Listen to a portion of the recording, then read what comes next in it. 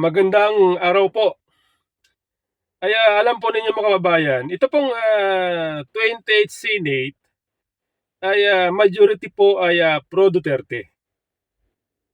Okay? Bagamat sila ay nasa majority, ay masasabi natin na sila po ay oposisyon sapagkat sila po ay hindi kaalyado ng administrasyon ni Bongbong Marcos.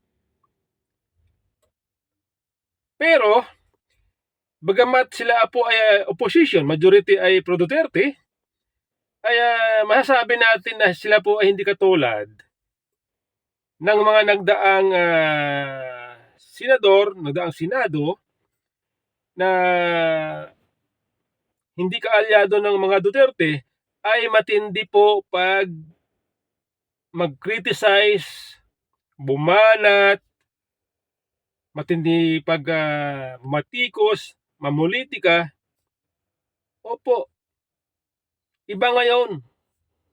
Iba po ngayon ang Senado kahit na opposition, majority ay opposition, ay sila po ay tumutulong.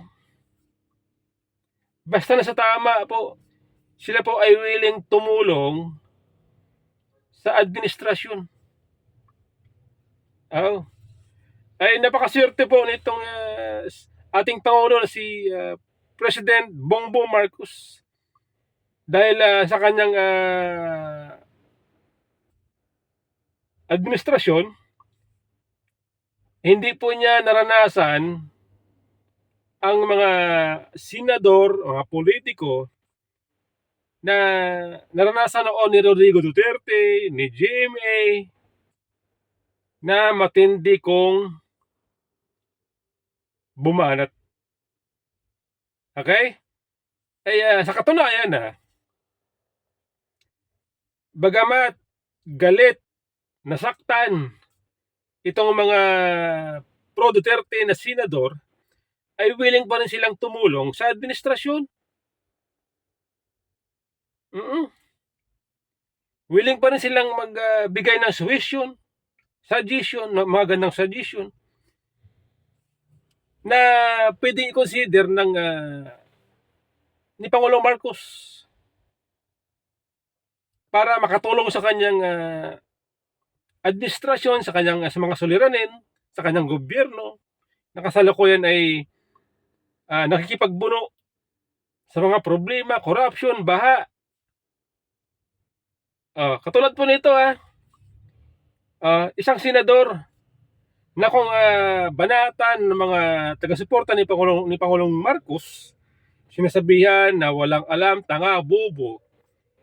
Pero kahanga-hanga po ang kanyang suggestion. Masasabi natin na out of the box. Pero maganda. Timing. Sa kasalukuyang problema ngayon. Ito po, pakinggan po ninyo, itong si Senador Robin Padilla, sa kanyang mga napaka-usam, out of the box kung tawagin, na suggestion. Ito po mga kababayan, pakinggan po ninyo ang napaka-brilliant, napaka-intelligent na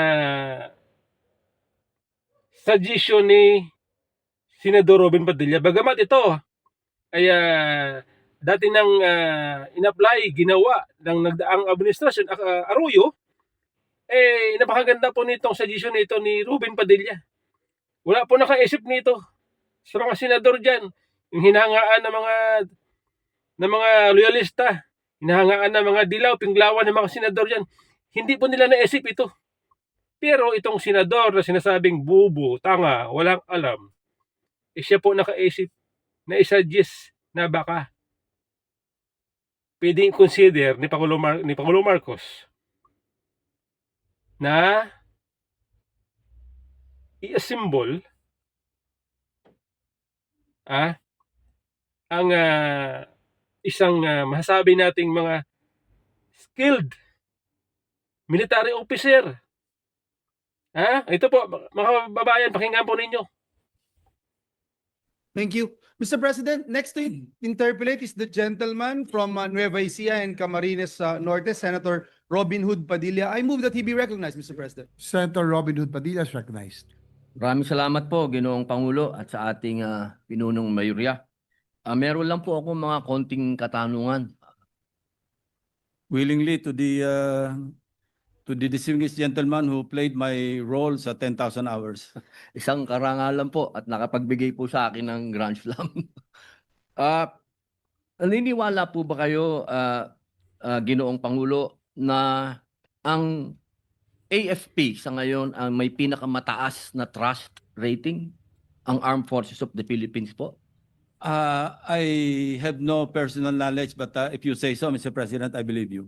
Opo. Bilang kayo po ay dati na nasa Philippine Military Academy at kayo po ay nagserbisyo sa bayan, naniniwala din po ba kayo na isa sa pinakamatapat ang ating Armed Forces of the Philippines? Tama po yon. Kasi yung kanilang oath, sinabi nila talaga, ipagtatanggol nila ang watawat ng ating bansa at ating mga mamamayan.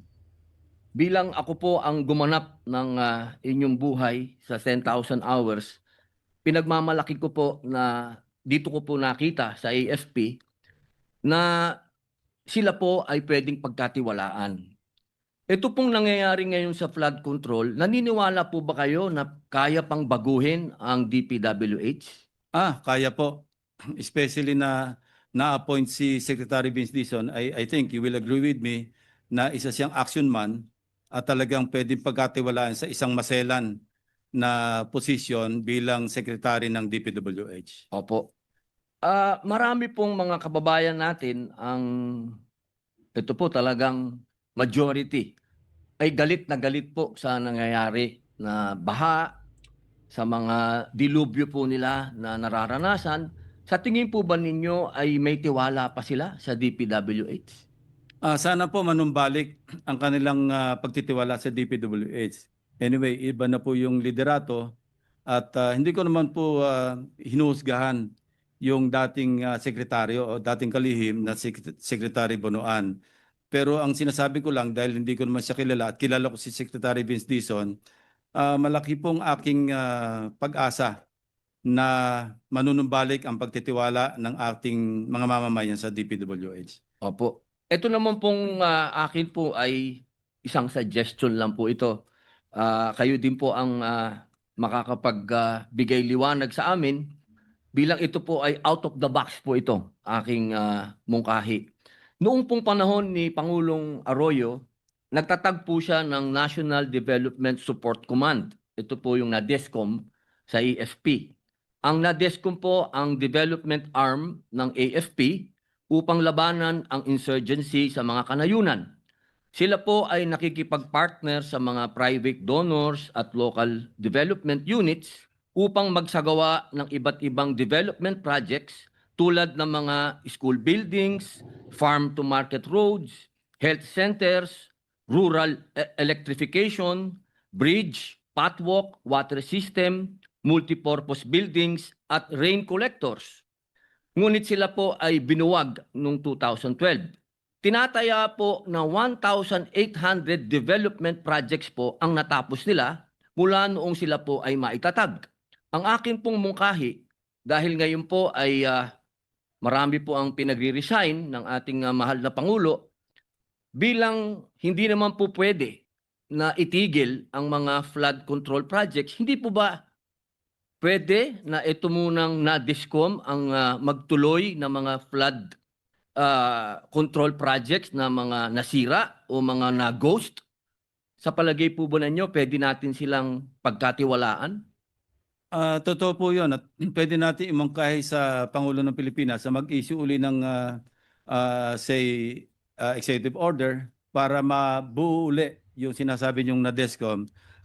In fact, meron tayong engineering brigade, no? Capable naman po sila na magsagawa ng mga development projects, infrastructure projects, school buildings, even roads, ano? Kaya nila 'yan.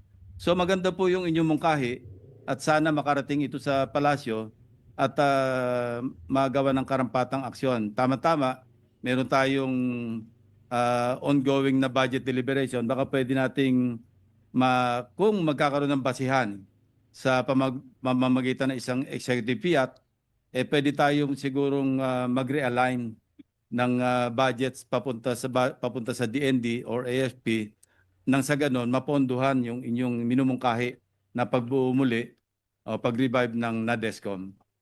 Yun lang po, mahal naming tagapangulo, sapagkat sa aking pong paniwala, matagal po ito sigurong adjustment natin dahil marami nga pong pinagre-resign, baka maantala po yung mga proyekto na flood control. Mainam po sana ipagkatiwala muna po natin sa AFP dahil sila po ang pinagkakatiwalaan ng ating taong bayan. Maraming salamat. Maraming salamat po. Alam nyo, yung mga out of the box, minsan mas pakinabang pa kaysa sa yung mga common o yung regular na mga proposals. Maraming salamat po sa ginoong distinguished gentleman from Nueva Ecija. Salamat po. So, ayan po. Tulad po ng sinabi ko, inuulit ko, ay napakaswerte po ni Pangulong Marcos sapagkat itong mga opposition senador, katulad ni Senador Robin Padilla, ay willing tumulong sa gobyerno ni Pangulong Marcos. Kahit na sila po ay sinasabi nila, inaamin nila, sila po ay nasaktan ng dalhin si Pangulong Duterte sa ICC, sa dahig, pero ito sila. Willing po sila tumulong sa gobyerno. O, di ba? Napakaswerte po ni Pangulong Marcos. Di ba dapat yung mga solusyon ng katulad yan, dapat yan nakaisip si BBM o ang kanyang mga secretaries. No? Dapat sila nakaisip niyan. Kasi katulad yan, ay humaharap ngayon sa malaking issue, skandalo, itong DPWH na may malaking gampanin sa ating bansa. Mga infrastructure. Ito katulad po niyan, yung flood control, napakalaking problema po yan. Malaking responsibilidad po yan na dapat harapin, resolbahin ng gobyerno. Katulad po niyan. Dahil po sa issue, may mga proyekto na natigil. Okay? Kung halimbawa, katulad daw sinasabi ni Senador Robin Padilla, yung mga skilled military officer, kasi sa military po ay meron po dyan mga engineer. Katulad din sinasabi ni Lacson. Meron po dyan mga marurunong sa engineering, infrastructure. Pwede po yung immobilize ni Pangulong Marcos para ito mga proyektong ito na nagiging palabigasan ng mga corrupt na mga tao ipagawa sa military. Di ba? Total, kinukorrupt na rin lang. Di ibigay mo na sa mga military. Nakatipid ka na, sigurado pa gawa. Di ba? Kung halimbawa, tanggapin, kung halimbawa, sundin ni Pangulong Marcos itong suggestion ni Senador Robin Padilla. Ano mangyayari? Pag military po ang gumawa ng mga flood control projects na ito, malaki po ang matitipid ng gobyerno. Sigurado pa ang trabaho. Biruin nyo kung halimbawa 100 million na proyekto niyan, na gagastusin ng gobyerno sa proyektong yan, military ang gagawa, baka 50 million lang. Ang estimate ng mga gastos halimbawa ng mga district engineer, 100 million, pero pagka military ang gagawa, baka kalahati lang. Di ba, malaking tipid. Di ba? Ayan po. Kaya tayo po humahanga sa mga senador na ito na sila po ay willing iisang tabi ang politika alang-alang sa bayan. Di po ba? Tama po. Kaya itong senador na Robin Padilla na sinasabi nila mga bobo daw, walang alam, di marunong mag-English. Tingnan nyo naman,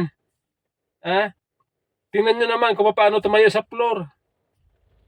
Kung paano mag-isip ng isang Robin Padilla. Napaka-brilliant. Active. Active po siya sa pakipagtalastasan dyan sa Senado. Magbigay ng suggestion para sa ating bansa.